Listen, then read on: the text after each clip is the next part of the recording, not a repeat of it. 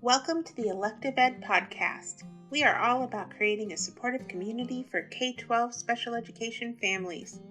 I am your host, Miss Tawny. I have over 20 years of experience in the education industry. I have taught all ages in the public, private, charter, and homeschool settings. On this channel, we will be talking about the current issues in the K-12 school systems and suggest ways that students and parents can better advocate for support. If you like this podcast, please like, subscribe, and share with others that might be interested. If you want to see what we are up to, check out the links in the description below. Now, let's tackle our current topic. There are multiple ways to educate students at home. There are district, charter schools, or private schools that have virtual options or are completely online. These schools are considered a schooling at home option and typically have a full staff. Granted, most private schools, in-person or online, do not have special education departments. They are not held to the same requirements that publicly funded schools are.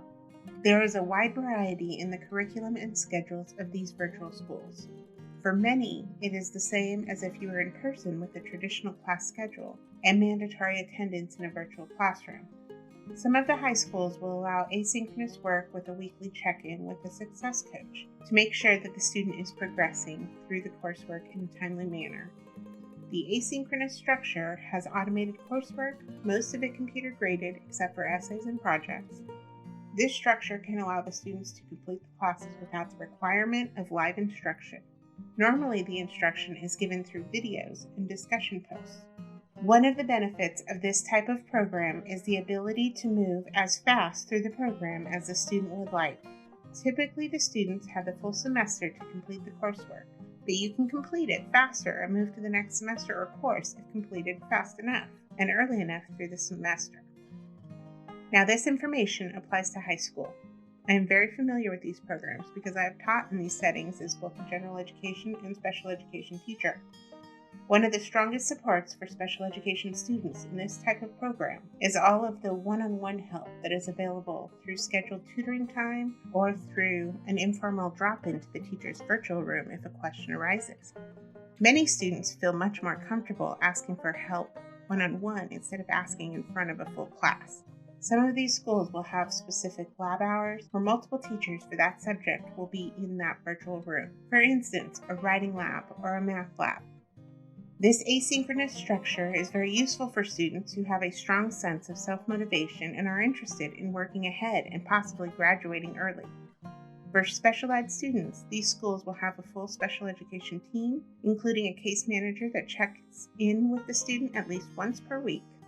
I've worked as a case manager for these schools, and the weekly check-ins allow you to get a sense of what the student is struggling with pretty quickly. The case manager should be tracking progress and engagement all the time in order to make sure that the student has all of their IEP needs met in the virtual setting. The case manager makes sure that the coursework has the appropriate accommodations and modifications applied. Many of the online curriculums allow for adjustments such as a reduced amount of questions, lower level vocabulary for questions, a wider range of levels in reading, and text-to-speech tools so that all of the instructions and readings can be read to the student. All of these accommodations and modifications can be applied in the actual program from the case manager or modified teacher. Sometimes a core teacher can also apply some of these accommodations, but they are rarely able to apply the full modifications. Those are major changes to the curriculum. It really just depends on a case-by-case basis as well as the programming of the actual online course. The special education students will follow the same IEP process that they would in their traditional school, where you have your annual meeting to update the IEP paperwork. As with the in-person schools, the parents can ask to meet and make any changes multiple times throughout the year, should that be necessary. The parents and students will also be sent a goal progress report that is emailed out at the same time as the report cards. A different type of schooling at home is actual homeschooling. Homeschooling is different because the parent is completely responsible for administering the instruction. This form of schooling is very flexible, and there are many different curriculums that can be used. These curriculums can be online or physical workbooks. For this type of schooling, the parent is the teacher, and they are scheduling the coursework, grading, and adding in any educational experiences like field trips, PE, and the homeschool group activities. Many homeschoolers do not track or update IEP paperwork if they have a special education student. Some states within the U.S. do require that a student who has received special education services in the past have an IEP update yearly. Now, this requirement varies from state to state. If this IEP update is required, it is important that the student's progress through the curriculum is noted, as well as any additional supports that are used. This can be difficult with some courses that are available, but it's not impossible. I've helped many families keep track of the progress with their students and make sure that their paperwork is updated. Many homeschooled families dislike the labels that special education assigns to their kids, and they prefer to avoid the process of keeping the IEP updated. That can have a cost for the student in two areas. The first being a return to public school. If a student returns to public school and does not have an updated IEP, they'll be starting from square one, and it will take at least the first full year back to make sure that they have the supports that they need. It is a long process of trial and error if the school doesn't have any data on the needs of the student. The second area is a long-term view of support. Knowledge of supports for an area of struggle can help a student to understand what they need to be successful in the workforce or in college or whatever they decide to do after high school.